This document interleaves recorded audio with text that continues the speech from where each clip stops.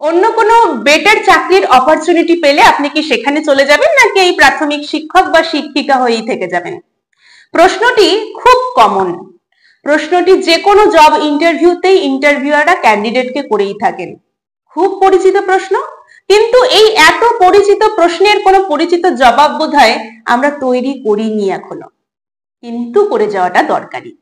তাই আজকে আমার এই ভিডিওতে, খুব ছোট্ট ভিডিওতে আলোচনা করব এর উত্তর নিয়ে, যথাযথ উত্তর ঠিক কি হওয়া উচিত যাতে করে আপনার উত্তরটি একদম ব্যালেন্সড থাকে। নমস্কার, আমি Sriparna. Welcome to my channel.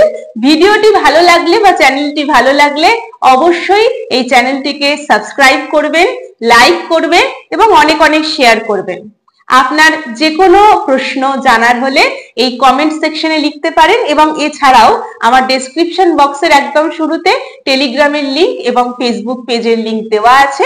আপনারা চাইলে সেখানে জয়েন হতে পারেন ফর ফার্দার ক্লাস এবং অনেক ডেমো ক্লাসের জন্য। চলুন উত্তরের দিকে যাওয়া যাক। ধরুন আপনি প্রথমেই বলে দিলেন যে না স্যার, আমি যাব না, আমি এই চাকরিটিই করব। প্রথমত শুনে নিন যে ওরা কিন্তু আপনার এই হ্যাঁ আর না এই উত্তরের জন্য ওখানে বসে নেই বা এই উত্তরের জন্য আপনাকে প্রশ্নটা করেইনি। করেছে আপনি কি বলেন হ্যাঁ বা না এর পরে সেটি জানার জন্য। অর্থাৎ আপনার ওই যে বলা কথাগুলোই কিন্তু বলে দেবে এই চাকরিটি আপনার জন্য ঠিক কতটা প্রয়োজনীয়। আবার ধরুন আপনি বললেন যে হ্যাঁ, আপনি অন্য চাকরিতে চলে যাবেন বেটার অপরচুনিটি পেলে, কারণ বেটার অপরচুনিটি সকলেই চায়। তাহলে কিন্তু ওরা বুঝে নেবে যে আপনি এই চাকরিটি করতেই চাইছেন না, আপনি জোর করে এখানে এসেছেন, আর কোনো চাকরি এই মুহূর্তে পাচ্ছেন না তাই। অর্থাৎ প্রথমটা আবেগের কথা আর পরেরটা সত্যি কথা। তাই আপনার উত্তর ঠিক কি হওয়া উচিত যাতে করে ওরা আপনার মনের এই চাকরির প্রতি যে চাহিদা সেইটা ফিল করতে পারে। আমি আমার মতো করে বলার চেষ্টা করছি। উত্তরটি আপনার জন্য একান্তই ব্যক্তিগত হবে, মানে একদম আমার কথা তো হবে না। আমার কথা শুনে এবং আপনি কি কি পড়াশোনা করেছেন সেই অনুযায়ী ব্যাপারটা মিক্স অ্যান্ড ম্যাচ করে আপনি উত্তরটি রেডি করবেন। তাই জন্যে এর পরবর্তী অংশটি স্কিপ না করে দেখার জন্য আমি অনুরোধ রাখলাম। উত্তরটি এরকম হতে পারে যে স্যার, আমি আমার মাধ্যমিক, উচ্চ মাধ্যমিক, গ্রাজুয়েশন এই নর্মাল পড়াশোনাগুলোর পরে যখন কর্মজীবনের দিকে এগোচ্ছি তখন আমি অনুভব করলাম যে আমার শিক্ষক বা শিক্ষিকা হতেই সব থেকে বেশি ভালো লাগে।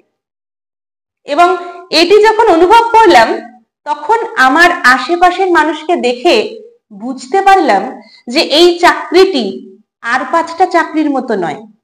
আর 5টা চাকরি এই নর্মাল পড়াশোনাগুলো করার পরেই এলিজিবিলিটি দেয়, কিন্তু স্যার একজন শিক্ষক বা শিক্ষিকা হতে গেলে যে টেট পরীক্ষায় বসতে হয়েছিল আমাকে, তার জন্য মিনিমাম একটি ডিগ্রি আমাকে অর্জন করতে হয়, হয় ডিএলএড নয় বিএড।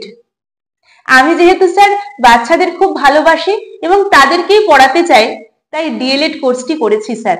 অনেক কষ্ট করে আমার বাবা মা আমাকে করিয়েছেন, আমি খুব এনজয় করেছি কোর্সটি।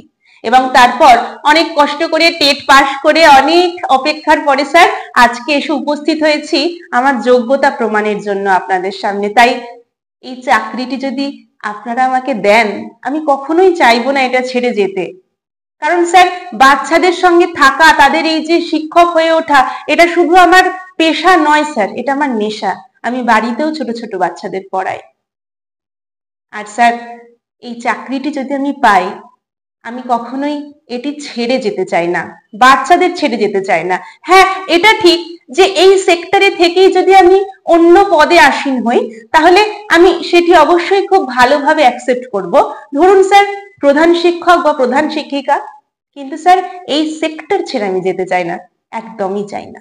উত্তরটি কতটা যথাযথ লাগলো আপনাদের জন্য কমেন্ট সেকশনে অবশ্যই জানাবেন। আর হ্যাঁ, এই উত্তরটি আপনি আপনার মতো করে দেবেন, অবশ্যই 200% আবেগ নিয়ে দেবেন। কারণ আমার মনে হয় যারা আজকে আমার এই ভিডিওটি দেখছেন, অর্থাৎ যারা প্রাইমারি শিক্ষক বা শিক্ষিকা হতে চাইছেন, তারা প্রথমত গাঁটের টাকা খরচ করে ডিএলএড কোর্সটি করেছেন এবং দ্বিতীয়ত অনেক অপেক্ষা করে করে এক একটা স্টেপ পার করে করে এই ইন্টারভিউতে গিয়ে বসবেন। তাই আপনারা মন থেকেই হয়তো এই শিক্ষক হওয়ার লড়াইয়ে আসীন হয়েছেন। সত্যিই একটা লড়াই। এই লড়াই আপনারা জিতুন, খুব তাড়াতাড়ি আপনারা আপনাদের যোগ্য মর্যাদা পান, এটাই আমি চাই। চলুন দেখা হবে পরের ভিডিওতে। পড়াশোনায় থাকুন, ভালো থাকুন, আনন্দে থাকুন, অলওয়েজ মোটিভেটেড থাকুন, পজিটিভ থাকুন, কারণ আপনাকে পজিটিভ একমাত্র আপনিই করতে পারবেন। সব ভালো হবে, একটু অপেক্ষা করুন, ভালো হতেই হবে। Thank you.